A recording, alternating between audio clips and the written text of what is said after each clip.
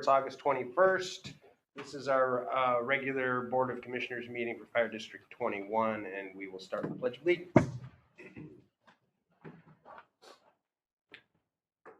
I pledge allegiance to the flag of the United States of America, and to the republic for which it stands, one nation, under God, indivisible, with liberty and justice for all. And next is roll call. I'm Bruce Ansel. John Crawford. Greg Anthony. Joel Nielsen. And Commissioner McMurray is absent, excused. I think she's on video. I don't think she was gonna She's not gonna. log in. We have our wonderful financial analyst.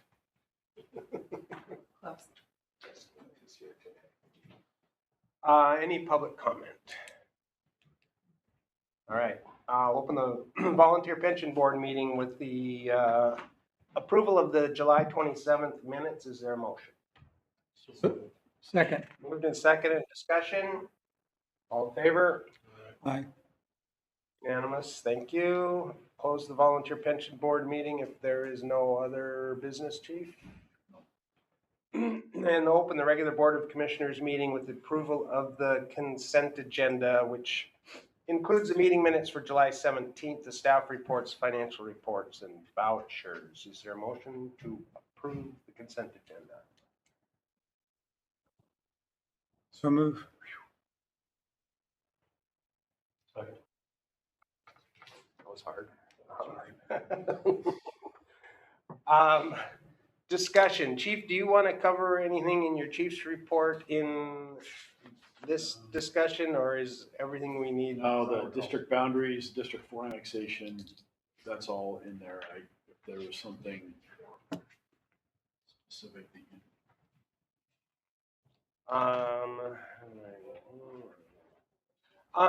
The L&I grant, did you want to? Oh, sure. Yes, you may remember we joined the fire program, which was designed to do two things. One is increase health and safety for our firefighters, as well as it reduces our L&I rates. And part of that is a grant, which can be applied for annually, and we were finally awarded a grant. Yay. The focus of this grant is to help eliminate carcinogen exposures to firefighters, and also what they call sleep maintenance. And so this grant is what we were awarded was money to fund new hoods that are particulate. They block particulates as well as flame. It'll buy each firefighter a second set of what we call soft parts in their helmet. So the helmet band, anything that touches their skin on their head, they'll have two pairs now so they can wash them each time they have a fire.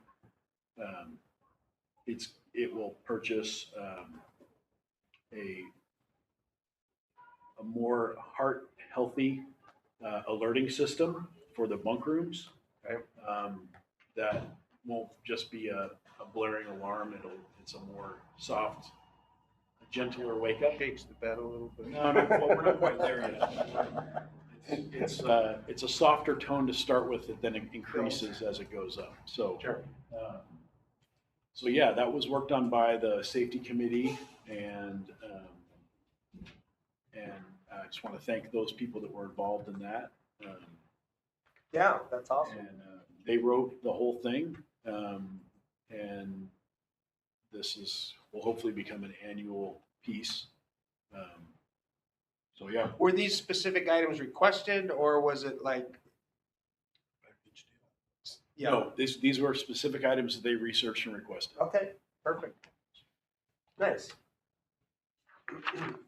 Excellent. Well, thanks to them for succeeding in getting us. Go ahead. Anything else? All right, so the total revenue for July was $308,157.28. The total expenditures for August, $960,621.58. Direct deposit payroll, $476,332.17. Payroll taxes, $116,945.72. Benefits voucher, $282,803.54. Monthly expenditure voucher, $83,394.80. Capital projects, $1,145.35. If there's no other discussion or concerns, all in favor of the consent agenda, say aye. It's unanimous, thank you. Commissioner meeting reports. Anyone got a report? Commissioner Anthony? I didn't make it to the one city council meeting a month they're having now. I had to choose between them or my wife, and couldn't find an option 3, so I didn't make city council. I did though, appreciate and also talk to the city council member May this morning, what I saw in the last month. A very good piece that he'd authored about development in the Semiahmoo area. And while I maintain my focus, probably over so, on the EMS and fire issues on that side of the city, reflecting on his comments that the folks in that particular area are better off with the city planning than the county plan. So probably some of the same concepts you might hear in Birchbank Corporation about local control. So I thought it was very peaceful, very well written piece on his part. And then when I spoke to him again this morning, he has the concerns of the area and look forward to learning more about the future of the Semiahmoo area. I brought up to him this morning that when he made reference to the increased size of the city and the impact that infrastructure, police, and fire, he mentioned, I identified myself again as a fire commissioner, which you already knew, but the table didn't know. I said, well, I faced the issue of the last 2 levy lifts. We tried to staff Station 62. And no matter how much money Blaine has or Blaine's desire ultimately come down to the vote of the district residents. So the district as a whole is going to have to decide on the level of service in that area. I look forward to this in the future, getting more ideas out of city council members about how they can help all of us understand how to staff those stations. Again, with that ultimate goal of we need to increase the number of units we have in this suburban corridor from 2 to 3. So interesting dialogue. That's it. All right. Anything from the county commissioners? No. Matt, do you have anything? Bruce, I've been out on FMLA for coming up on like 6.5 weeks.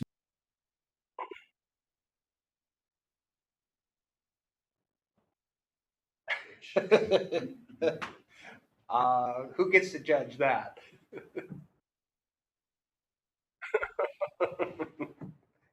Thank you. All right. The only thing, let's see, we had a administrative contract preparation meeting, and on the 28th, there's another Birch Bay Community Advisory Committee meeting that I will be attending. The last one, we kind of talked about the Blaine annexation issue. One of the county council members was there. Some people from planning were there. It's frustrating with the county, with their projects. It just seems like they all just keep getting pushed and pushed and pushed. The Terrell Creek Jackson Bridge is getting pushed again because of permitting issues that they thought they had and now they don't. And I did find out though that the connector, Birch Point Road to Lincoln, is actually on the 6-year plan. And it's being not touted as a improvement to regular day transportation, but a tsunami evacuation route. So, You know, that actually kind of brings up a question. I don't know if this is the appropriate place to ask or not, but with that latest tsunami, warning that we had, are we actively involved in TOC or any type of operations with county for that, or is that all out of our hands? That's all in the hands of emergency management. So the Okay. county emergency, DEM.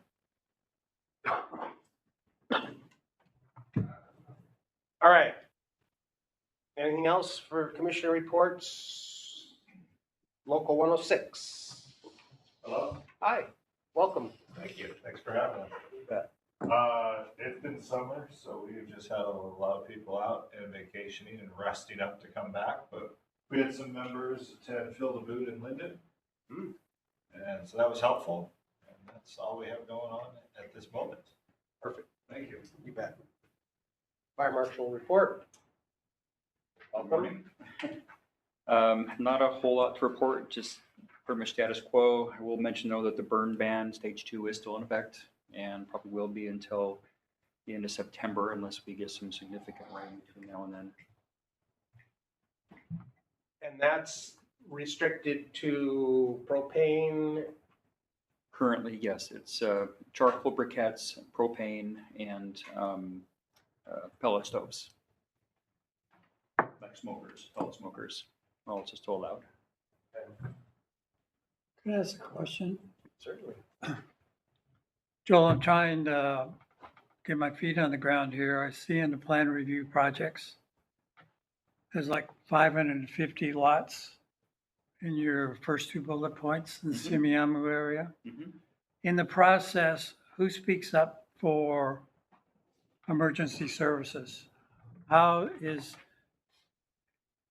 the city take into account, for example, the 63 lots down by the resort, which is essentially not protected? It's over 14 minutes to get there. Who worries about that? Does the city pay any attention? I do have discussions with the city about that and to remind them that, our staffing has not increased. And I don't know what happens after that. If they talk to the developers, which, I'm not sure. So it's not a system where you go, I'm not going to sign my name until a certain level, the fire code or some threshold. You can't say no? That hasn't come up. So It hasn't come up that you can't say no, or, what do we have at the table? Are you there as the city fire marshal, so to speak, or where's the district? Well, what I primarily do is just follow the code, what the Washington State Code recommends, NFPA standards, to make sure that when the developments are put into place, that, the road widths are met, the water supply, that's mostly what I do. As far as the response level, I would have to discuss that more with the chief. Commissioner Anthony, and Commissioner Ansel, please correct me if I'm wrong about this, but we asked legal counsel a couple years ago about what do we do about this very situation, and it was in reference to the building height issue when the city was going through that, and what we asked was essentially, can we provide a letter that says will not serve? And what, to the best of my recollection, what we were told was we can't do that. That's correct. That's the question I was asking you all about, and that was the answer that I got. We can provide a letter that says we'll have a hard time serving, we may have a difficult time serving, we'll do our best to serve, but we cannot say no. That's what we were told. But it's a real catch-22 because is. the city and this side of the district can become more and more suburban. And yet when we go to a levy lift and everybody in the district votes, it's practically impossible to overcome the service level issues. So It is, and they're like we all, like you and I are pretty aware, based on the email thread that we have, that you have going with somebody else, they're building in a 9. Yep. They're developing right into a 9, and then they're upset. Well, So, this is 63 homes right down right, by the harbor, and then the 490 are across the road from the clubhouse, I guess. That's correct. And I guess they build it and they will come. Adage doesn't work for the fire department. They can build it, but we can't come. I think there's that balance of city wanting development and revenue, and us saying we can't serve it. And maybe I'm being flippant, but the city saying, well, that sounds like a you problem, not an us problem. We can give it water and sewer, and that's what we have to do. I guess it comes down to, and tell the residents of Blaine, go to the city council and say, what are you going to do about this fire district? That maybe the dialogue changes. Correct.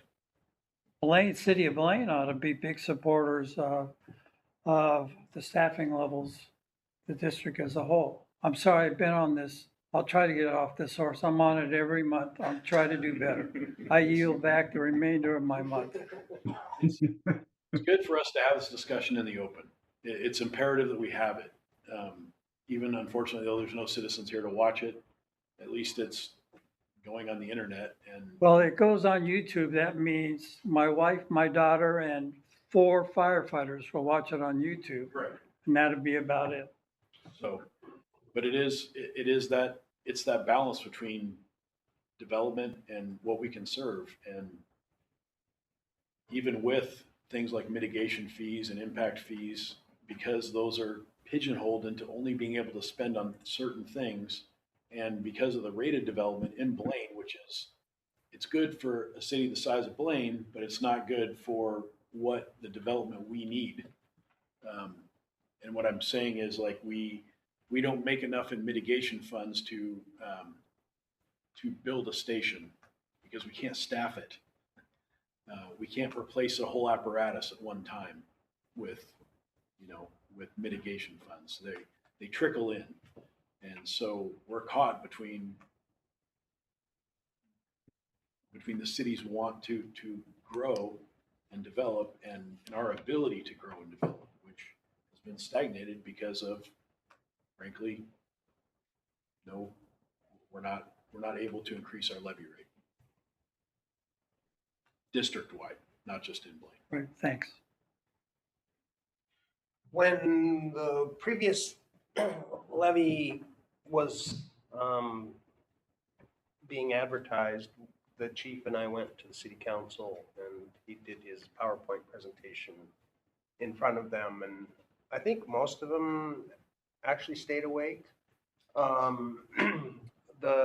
At the end, it was just kind of like, thanks, have a nice day. No one asked like, well, what does this mean for downtown? How does this affect response times here? What can we do to help support this? It was just kind of like, yeah, have a nice day. Thanks for coming by. So they totally not interested in our message. In 2021, Commissioner Ansel and I went to the city manager and the mayor and asked in plain English for a resolution of support. And it was crickets. We changed our tactic in 2024 and it didn't work. Well, I'm encouraged to see the library passed Yes. by 58 or 59% or some amount. Uh, we're in the same boat the library was from the standpoint of growing broke or having to reduce service levels. But we're not the library district. I can choose to go and get a book or not, or go online or not. But I don't get to choose when I need somebody to come and help me or my family or my neighbors. So different issues for me.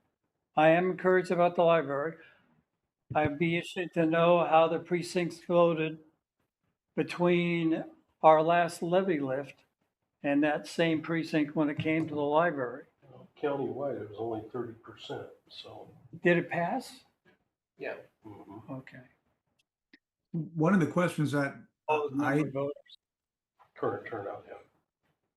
one of the things that comes to my mind is, assuming the growth occurs and assuming our capacity to service the growth lags behind, do we incur liability for, our inability to respond appropriately? Based on my past experience, I'd say, no, we don't. And we're already way behind the curve anyway. So if there was a liability, that truck would have run you over a decade ago.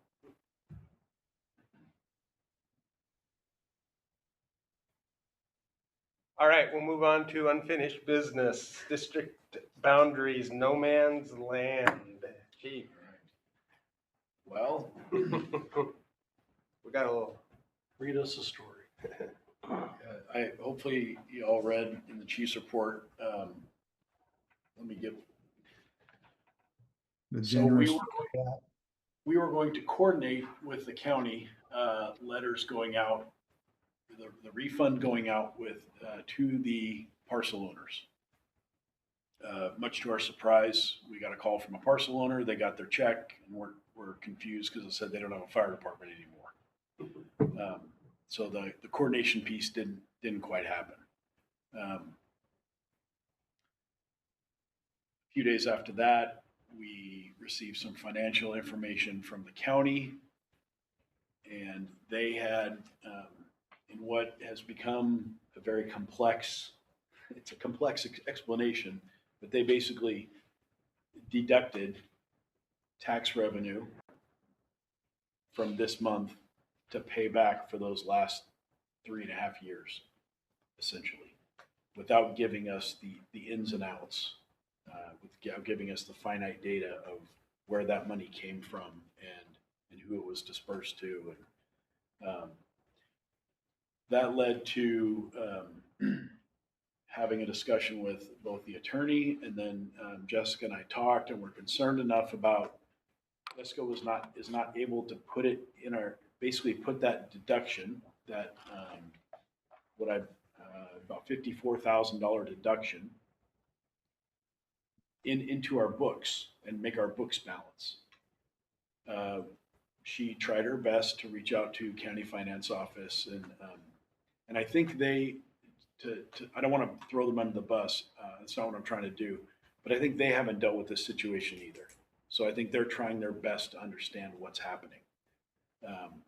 We couldn't get the information we needed out of the county, so we contacted the state auditor's office, had a meeting with them, explained the situation, showed them all our documents, or what we had as far as documentation.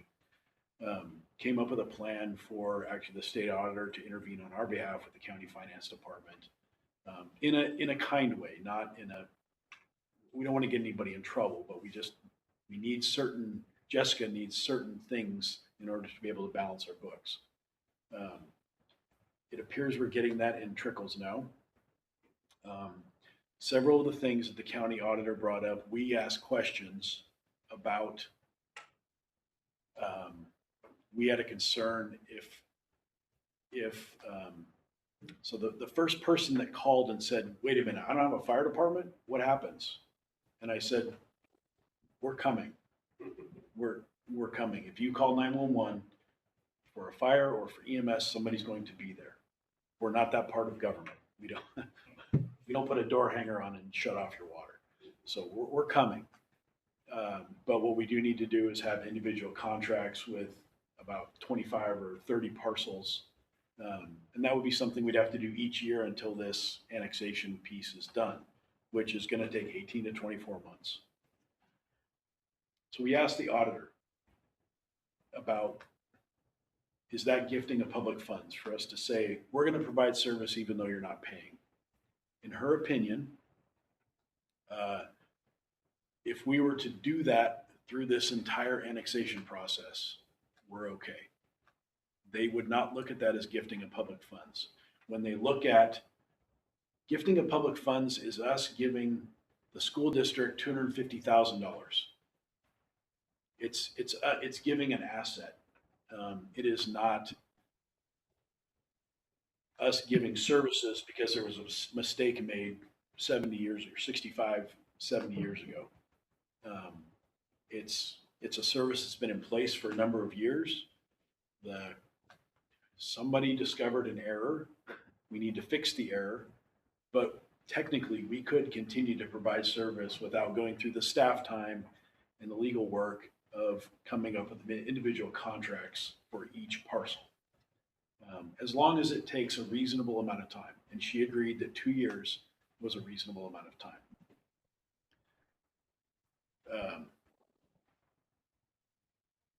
We have started to get some of the financial data that we need. Again, I don't think there's any malice. I don't get the sense that there's any obstruction being placed by the county treasurer's office. I think it's just a new situation. Nobody down there has dealt with this.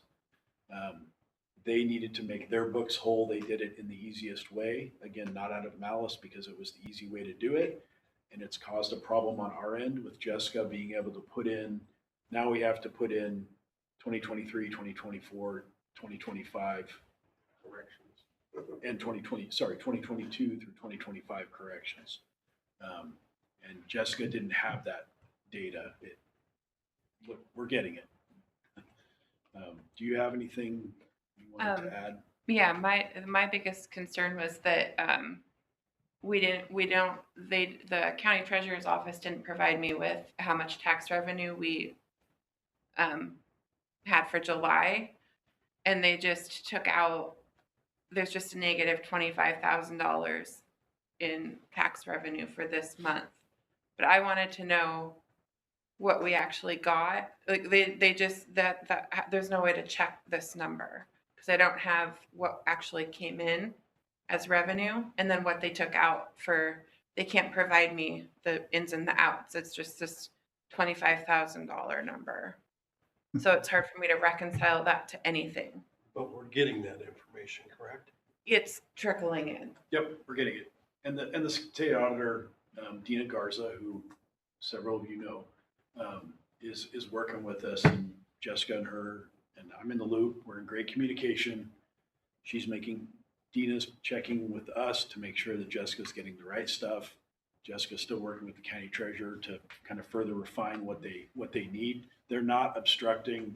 There's no, like I said, it's just a new situation. So this 25 grand, is this just for this year or for the previous years as well? It was from previous years. Yeah, it was spread across 2022. I mean, even 2021, and that's not uncommon to have in 2021 or 2020 to have refunds paid. It's but not to this amount, right? There's just no way for. Sorry. No, I was just going to say, is there any foundational information at all as how they came to that number? No. They're refunding. Not yet. What they're doing, if I think we would have to do the work. We'd have to pull up each individual parcel and look at what they paid in their fire tax that year and check it off the list. So. And it's only for developed property. It's only for developed properties that have a structure on them. And is 20, you said something about 54,000. There's 54 parcels in that. Okay. But it was about 25,000. 25 properties. About 25 properties are built out. have structures. And it's, the sum total, I was incorrect when I spoke to you the other day, Commissioner Anthony. It's over the 3.5 years, and I call it 3.5 years because it's 2022, 2023, 2024, and partial of 2025. It's about $50,000 worth of revenue total. Where's the 25 coming? That is part of the question. 25 grand is the total, negative $25,000 is, our July's month to date tax revenue. So our tax revenues for July of 2025 are reported at negative $25,000. So at the end of the day, taking from your comments, at the end of the day, this whole drama is going to cost us about $50,000? The settle up is $50,000. Okay, great. Annually, it's about $14,000 worth of revenue for those 25 parcels. Okay, great. Understand. And the individual that called and said, I got this check from the county, were they happy to cash it or what? They wanted to sign it over to us. She was very concerned, and she's happy to be to help in any way she can. Where I see the hiccup is, as we've moved forward, each time we try to get close to moving forward with the annexation piece, we find another legal piece that we need to have covered. Now we need a legal description of the no man's land. So I asked the county, great, can I get the description of that area? Well, we can't provide that because we can provide you the legal description of the taxing area, but not the untaxed area. You'd have to contact a surveyor to do that. So I asked our attorney, can I come up with the description, the legal description? Oh no, you should probably contact a surveyor. Can you do the legal description? No, you should probably contact a surveyor. Okay, so now we got to get on some surveyor's list, and when they get the time, and in talking with the attorney, what's going to happen is this group of these these property owners, this is going to happen to them too. They're going to have to get legal. They're going to have to come together and get legal documents and file all this junk with the Boundary Review Board. It's high likelihood there's going to have to be a SEPA study. This is kind of a mess.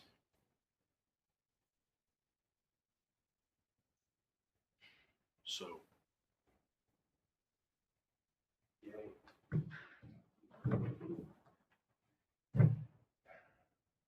2 years is optimistic. So I don't know where it goes. Maybe there's,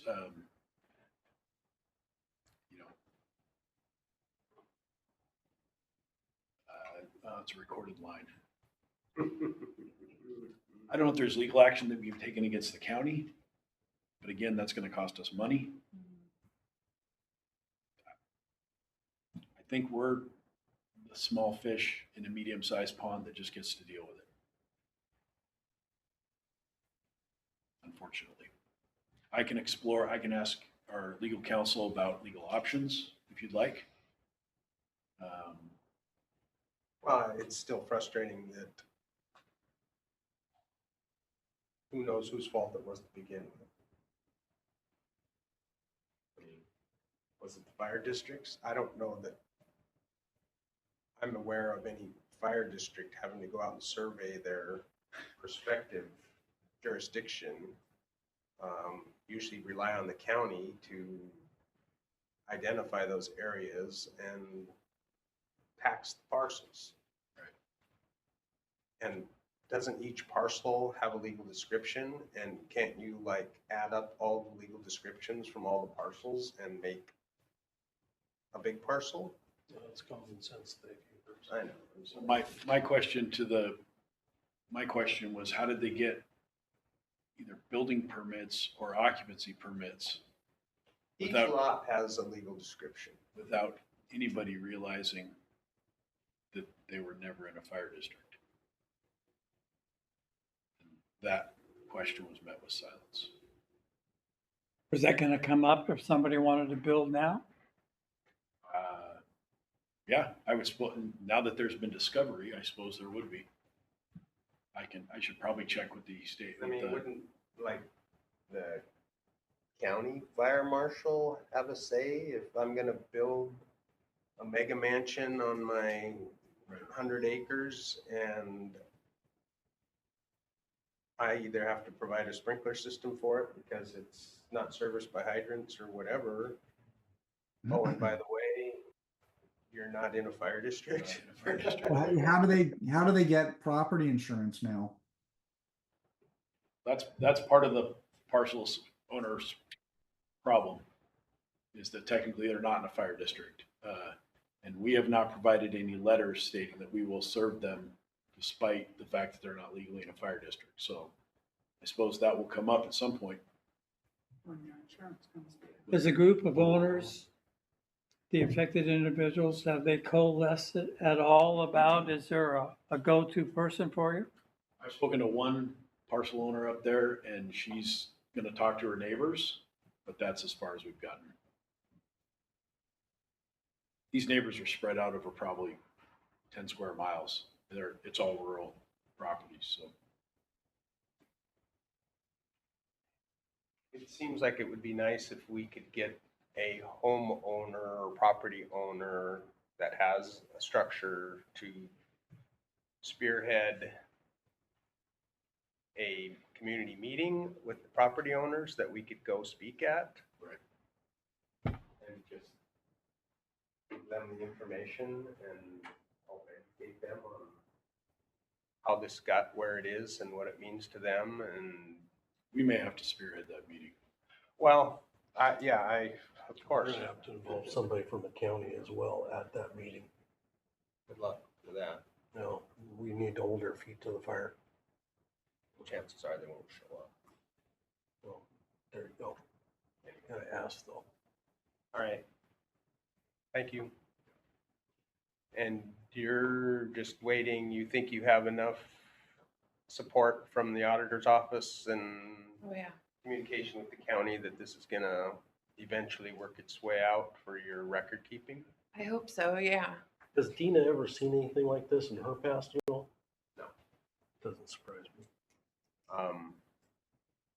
I mean, we're subject to audit. They know what the issue is. I mean, I don't know if they can ding us for something that we had no And they, control and over. she said that, she goes, this is not, You know, because we brought it to them early and we were super upfront with everything, that she's like, this is not, yeah, it's not like we're hiding this. this is not, we're not gonna scrutinize you for this. We realize this is an unprecedented issue that you have little to no control over, and you're trying your best to sort this out. So it was a good suggestion by Jessica that we go to the auditor. Well, hopefully it's not creating havoc with your, So the books are the books, it's, this negative revenue is entered, but the positive revenue that we did receive is not entered.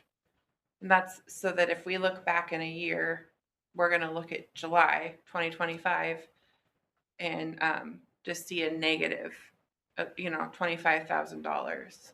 And it is entered in there in the financials into the system, but we won't know what came in as revenue, right, as positive revenue, and then what went out as to refunds as the homeowners. That's what I'm still trying to find. so are you saying that, I'm just trying to get my hands on the negative 25. So we had to have less than,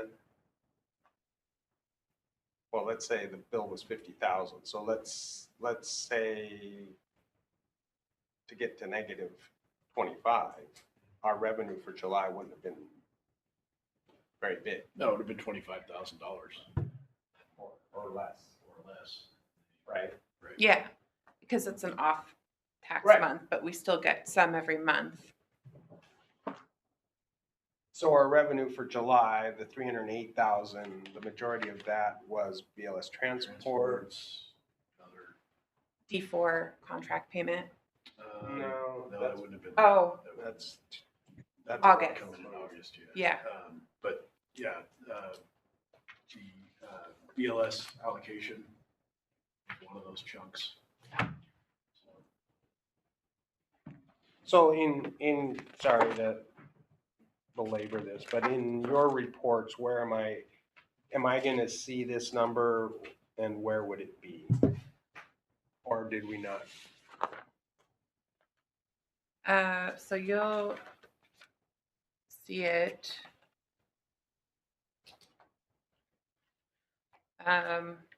Well, in that revenues and detail page, as a negative revenue.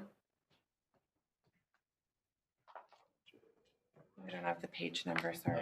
It is page number 26. 26. So that's when I entered it into the accounting software as a negative revenue. Actually, see, it's 25, 103, 22. Is that the one? Yeah. Yep. And then it'll be on the next page. This is the county's treasurer's financial report to us for July. You see it negative 25,000 there.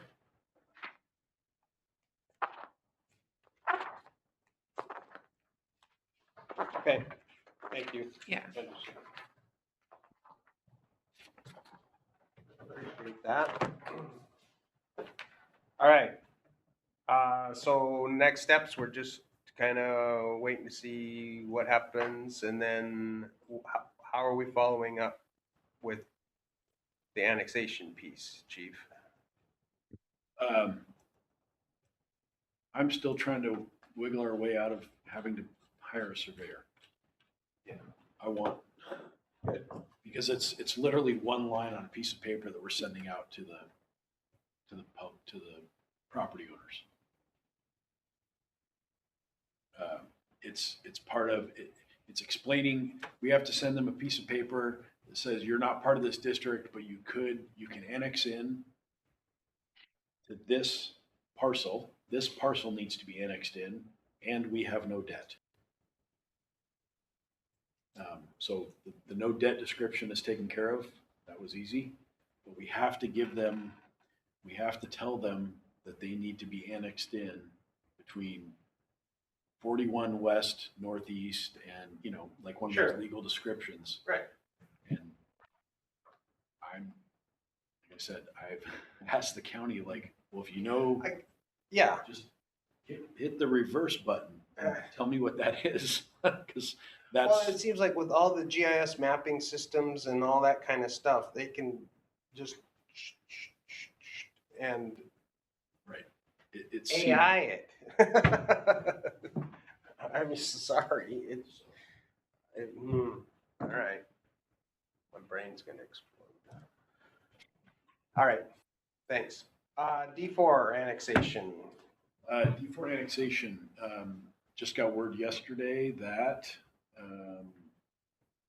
well, let me go back. At the late July, there was a county or a city council meeting where the issue of the Northern Heights annexation came up. It was on the docket. City staff had recommended basically what's called a do pass. There was a public hearing, and city council elected not to pass the annexation due to the cost of what the annexation is going to cost the city. There's 2 or 3 culverts that I'm sure everybody here is aware of, the culvert work that's going on around the state. Fish Culverts. There's 2 or 3 of those which come to a total of a cost of $11 million that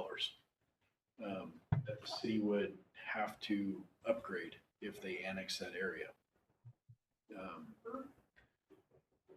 And so they've decided to study this annexation further in the committee of the whole, which will be happening next Monday, which I believe is the 25th.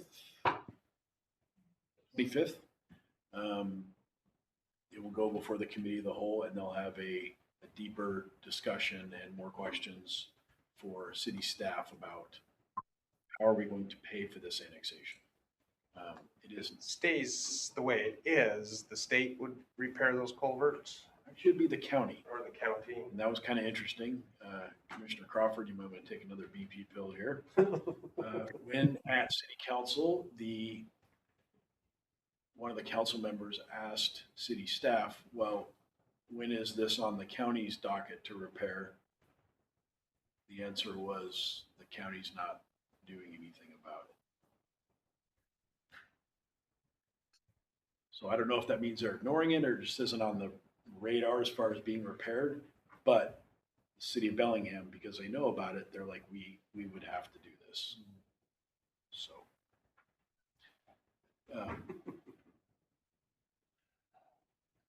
Excellent. Plus, then it's the whole utility things that they're getting. The whole utility thing, so, 1.5, what, yes, sir. and that would go to one, so you'd lose 50%. They lose 50% of their utility revenue Yeah, in the annexed area because of the agreement they have with the property and then they'd owners. have to up their fire coverage Yes, and police. yes. Hmm. So the annexation is not a done deal. And like I said, on the 25th, there'll be a longer hearing at the committee of the whole will be discussing it. $11 million is a big chunk of change. It is. They, I mean, that, the cost analysis of that and when they would, how long it would take to recover those expenses, I'd be kind of shocked if they continued forward, to be honest. I mean, that's a big number in a I time would of say big impacts. it is. The senior city council person did make a comment to city council that he asked them to consider, yes, it's an individual annexation, but when you look at the annexation strategy as a whole, not every single one is going to come out a winner. And that they've certainly, the city of Bellingham in their time has annexed things like the west side of Meridian between, we'll say, Kellogg and city limits, which has over time gotten them a Costco and all those retail stores. So that's certainly been, that would be considered a winner. And if you look at the sum total of the annexation strategy, that annexing a residential area plus the number of homes that it would bring in, and each number of homes that it brings in there has to be a certain amount of affordable housing, and this would not provide a ton of affordable housing. So that was also one of the concerns of city council. But as I said, the senior member of the council advised his counterparts to consider the whole annexation strategy and how Bellingham has benefited from their overall UGA annexation strategy. And that, this one may not be a winner, but are we better off overall? And so that was the final comment before they sent it to the committee of the whole. So we'll see how it turns out. Sounds like it may have been driven by development information. I'm going to go to that. All right. Station 63. Finally, somebody else gets to talk. Turn it over to I'll jump in and just give a quick report on Station 63's status. I think we did receive the feasibility fee proposal from Carletti. Part of that exhibit also includes the AIA contract that we have now received from them, and legal has it currently. Legal had it, and now it's back to Carletti, so we're kind of waiting to see how that gets worked out between the AIA contract and Carletti.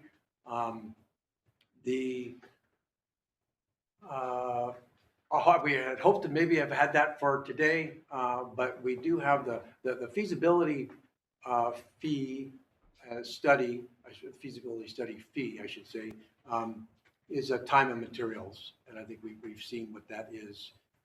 They are the AIA contract would then is more of the design build of this of the station, and that would fall under a different proposal fee by the state on architectural. That's already set. So they're working out the language between all of that, between the attorneys and Carletti. I hope that we should have that here by next month for sure. I was hoping we'd have it here today, but it still is in a back and forth mode for those. The next item up, we do have 2 contracts that will are out for work. 2D floor plans is scheduled to go into Station 63 next week, Monday and Tuesday. That is a separate contract that we have authorized to go in, and this is an interior survey of every nook and cranny of the station to assist with the architects in their feasibility of how to make things work as we start to look at a design and functions and that type of stuff. They needed that. This is in lieu of us finding as-built. Yes. Correct. That's right. Thank you. Yeah, Since we there were no as-built. Right. And so they need to have something to work off. Thank you. And then that's happening this next week. I want to say it's the second week of September. We'll actually have Northwest Surveying will come out to the station and do all the exterior surveying of the station. That will, again, there's not any as-built or locations or any of that stuff that's in play that the architects will need for that. Once that occurs, Carletti would then be able to use that stuff and then build on that, his plans to do the upcoming work. They really needed to have all of that in play. So hopefully that'll be done by our next meeting for all of that information. And we have a contract in play for an AIA contract, and we can kind of continue to work with that. I don't anticipate any delays right now, unless there happens to be something with the AIA contract, but I don't anticipate that from the discussions with Carla. And the utility stuff, are we calling someone out to identify all that? Yeah, so part of that contract for Northwest Surveying is, as the owner, we will contact 811, the locate service, and I'll do that about a week prior. They have a 3-day notification, and part of that process is we will be doing some potholing throughout the parcel to determine areas of possible contamination, possible other areas, and that's what we send into the locate service. The locate service will not put it on their list to come out to just to do a locate for a survey. So we will. Right. So that we were told that. So anyways, to get the process in place, so we're making sure that, you know, the potholing that potentially will occur at some point, we don't have any issues, and that's why they will come out and survey all of the watermarks, hydrants, any of that type of stuff for locating utilities, all of that, and they'll come out and do that for that. Gotcha. And we have entered into a contract with them. We approved that last meeting to do the survey. Yes, right, internally, yeah. We haven't obviously seen their bills yet, but Right. But there's an estimate here. Yeah, the 2D floor plans gave us an estimate based on what they projected. There could be a little bit off and on if they run into other issues, but They did give us an estimate of what that cost would be if it's 2-day service. I can't imagine it being much more than what that would be. Questions?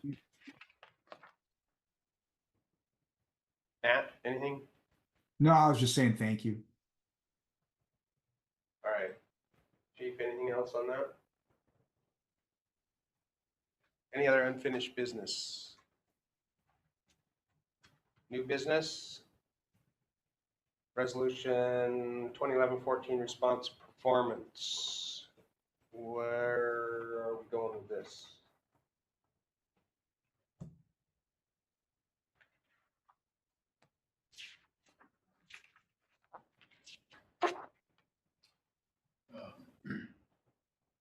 Commissioner Anthony and I have had some good conversations about response times and how it affects our operations. We started to dig into some of the deeper data, and I believe, Commissioner Anthony, correct me if I'm wrong, that he would like a more comprehensive report of where we're at in meeting this resolution. What I'd like to see is something we can put on the webpage that says how we did last year. For example, like to be able to see that in response area 68001 west of Linden, 68% of the time we were this, or 72% we were that. NFPA and the state sets the goal of 90% of the time you get there, but the district adopted 80, which the state and NFPA recognizes that rural districts can't meet 90. So this district set up 80 as the threshold. So just for an example, if you're in this station's primary response time, 57% of the time you're there in 8 minutes. If you're Heidi Road, 29% of the time. Again, it's influenced by the station. The reason it's important for me to get this information where everybody can see it, because as we go hopefully to a levy lift next year sometime, we'll be able to have something to speak from so folks can understand the impact. I've shared this information a little bit in the Simiamu, not much, because I think that the YouTube views would go up. But for example, Simiamu core area, which is around the golf course. Again, the standard is for suburban, which that would be, the standard is 80% set by this board. 80% of the time you're there within 10 minutes. Well, last year we were there 21% of the time, not 80. The extreme, and I know you guys don't like to hear me talk about the SPID or the resort. The standard again, that'd be suburban. And we're shooting for 80%, and we make 7% on the SPID. Actually, the SPID ends up being the worst in the entire district. The entire district. 60, if remote, there's urban area, there's suburban, rural, and remote. So remote is 12 to 14 minutes. So over 14 minutes, they forgot a column for that because it falls off the page. So to me, over 14 minutes is unprotected. And the spit, the resort, everything down the hill from Simiamu Drive and Simiamu Parkway, 62% of the time we're over 14 minutes. And I went to a function there about 6 weeks ago, watched the gentleman have a medical issue. It took the crew about 14 or 15 minutes to get there, which is all you could expect from them coming from 63. And again, having both as a fire chief, having to talk to people about, it took the engine a half an hour to get there. And I know that when you're waiting for an engine, it seems like it takes twice as long as the clock really says. Well, I stood there next to the man waiting. And those 14 or 15 minutes did seem like a half an hour. So I suffered from that syndrome as well. So this information, the chart that we've developed, based on the actual data from last year, needs to be able to be a talking point, in my opinion, and getting the levy lift and communicating with the voters about how well we're doing. And it's not because it's a factor of how many crews we have, travel times. Can't go to the engineer, excuse my old terminology here. Can't go to the engineer and say, you just need to drive a little faster. But without data, if you don't measure it, we need to get across to the folks. How do we do? The discussion on 62 isn't really about Semiahmoo. It's about having 3 response units in the suburban core area. So when you pass medic 61 and 63 going to the hospital, there's nobody left up here. 2's not enough. So the foundational document for me is to be able to have this information be available to the voters, available to us, available to the city so we can actually see it. And as I searched around knowing I needed a measuring stick on this, I ran across this ordinance that says we're supposed to do it every year. So it's in place, which is the chief needs to figure out a format to be able to put it on the website. This is beyond way more detail than should go up there, though. Believe me, I don't want to be chasing, well, what if I was urban instead of suburban? So need to boil it down. The board needs to look at it, be aware of it, and then hopefully the board will direct the chief to put it on the website.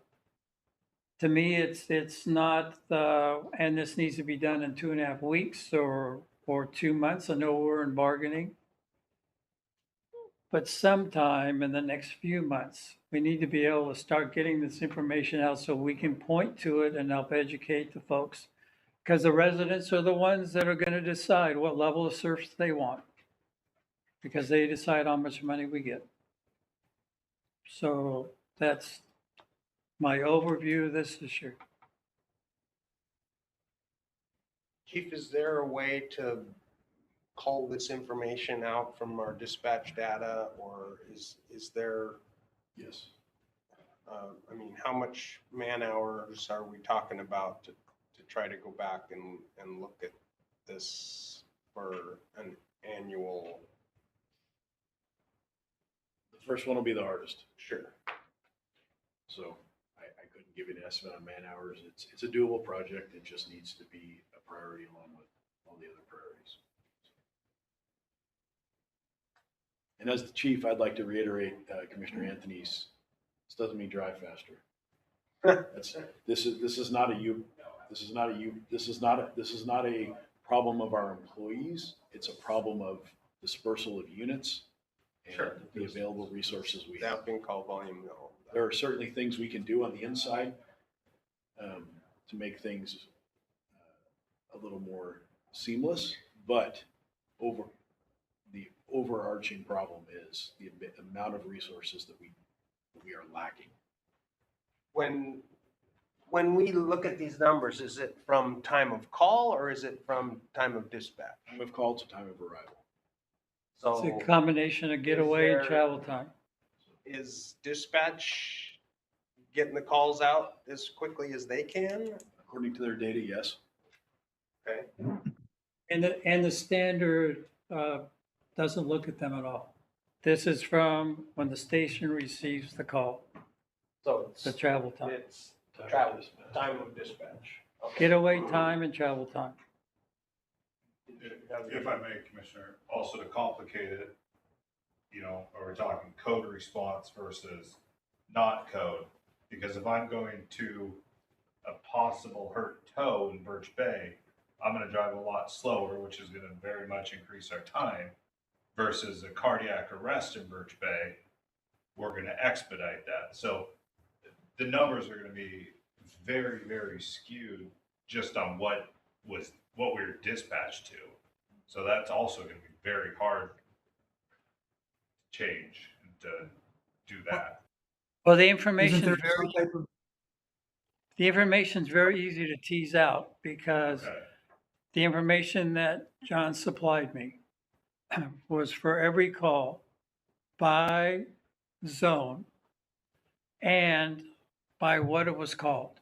So Okay. cardiac, I can tell you exactly how long it takes you to get out of the station, although I avoid that one. I can tell you exactly how long it took on that call. Now, what influences it more to me is being able to tease out, well, the units are already out and around. I mean, when 4% of the calls in Simiyamu, the resort, ends up being really quick. Well, there's probably was a unit down in that area already. So that's why the 80% of the time or 90% of the time takes into effect those influences. I most certainly can recognize, though, the impact of having the 4 battalion chiefs, a battalion chief on duty. Because about every time I get wound up over something, I dig into it a little bit, and I can see the battalion chief has turned 63 around or manages the resource. That's a big help, big help. Matt, did you have a comment? you know, I was going to make a point less articulate than he just made, so I will stand down. It was in a Excellent. similar vein, but not as intelligent sounding. All right. Okay, so we're asking admin to put this on the burner with everything else and see if we can't get some data out that we can help educate our community. Great. Thank you for I all do the think time and effort. Yes? I think that we should also reasonably anticipate backlash on it as well. I think that people will be initial response wise upset about what they're seeing, and so we'll have to have the ability to explain it in detail as to why it is the way it is. I look forward to that, Matt. Yeah. Yep. I think it will ultimately help us, but you know, initially it'll be a challenge. We haven't had an increase since '09. That's Yep. my answer. Yeah, fair. Just need to be prepared for it. Oh, 6? Yep. All right, thanks. So we're going on 20 years of no increase. No increase. Yeah. All right, Whatcom County crew contract, action requested is, That was a communication error on my part. Oh, should just be update. okay, I'm waiting for the stuff from the county. so there is nothing to address or sign or, Contact. now, I'm assuming we're in favor of doing this, right? I'm 100% in favor of doing it. I I don't get a vote, but right, but I think at last meeting we discussed it and we're just waiting for a just waiting for the contract to county. sign. Yep. Okay. Budget study session date and agenda. September 17th. Ooh, September 17th. Oh, good, because I leave on the 18th. Let's say you're the one that threw out the dates, right? No.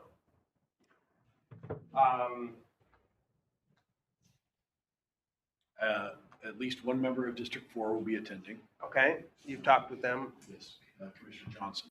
Oh, nice. Okay. Excellent.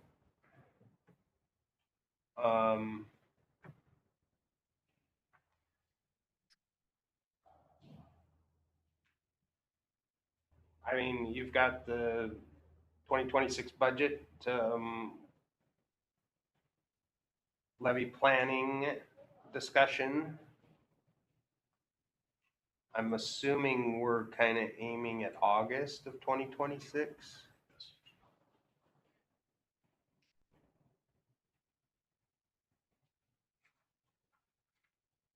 And reserve thresholds. I mean, what else? I think those are the three key things. I think the 2026 budget overview will be the shortest part. Yeah, I mean, I probably, it would be helpful to look at 2025 current position. Look at, correct, Where are we year to date. today? Before we get started. Anyone else have anything they want to add to the budget study session?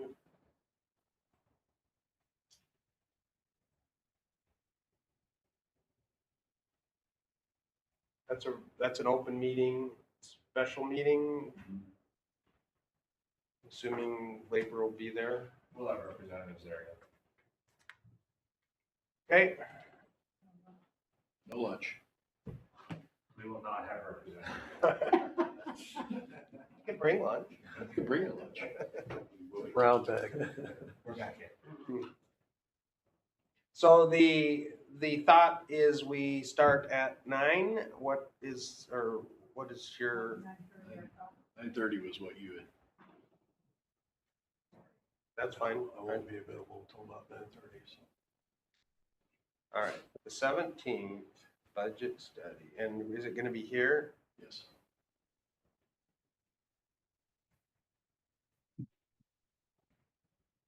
All right. It's at 9:30. And we're kind of gonna finish noonish. Yes.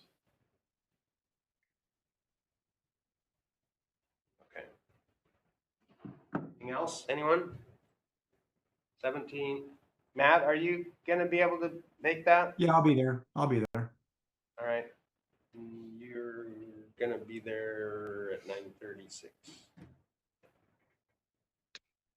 Commissioner, I had confirmed with Commissioner McMurray she'll be there as well. Good. Excellent. All right. Any other new business? Correspondence. Do we have anything good this month? A thank you letter? There's a letter in there. District. Was that a District 4 letter?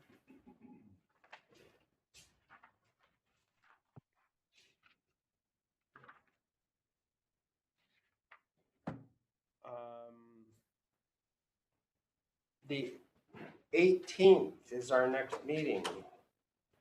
I won't be here.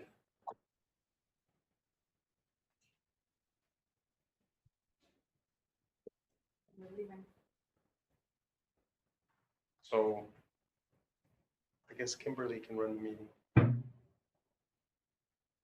You gonna zoom in? I will be on an airplane. Kind of hard to do. No, I'm not. Everyone else okay for the 18th? Matt? Yeah, I should be good to go. 1, 2, 3, 4. All right. Yeah, sorry, be gone. I'll miss it. Next meeting. Resolution for collection practices and procedures. That will be ready to go. And that is one that is mimicked off of Ferndale. Yes? Yes. Okay. And that went to legal? Is it back or is it? We had the procedures is what we're still working on. Gotcha. Jessica, what do you think of that resolution?